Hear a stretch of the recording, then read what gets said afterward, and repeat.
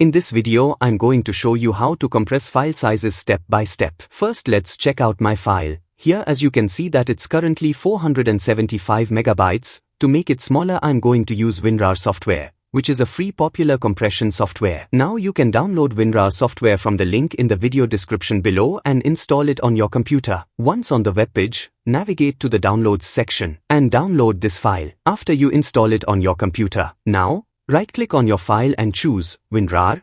After that, select Add to Archive. This will bring up the compression settings. Now, give your compressed file a name, like Tech Talk. Select RAR as the archive format. Now choose Best for the compression method.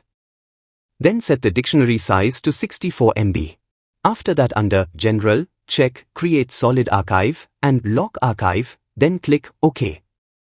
Now, let WinRAR do its magic. Depending on your file size, this might take a few moments. Now the compression is complete. Check out the new file size. As you can see here, it's now 185 megabytes, which is almost 65% smaller than before. That's all there is to compressing files using WinRAR. If you have any questions or run into issues, feel free to leave a comment below. If you found this tutorial helpful, please give it a thumbs up and consider subscribing to my channel for more useful tips.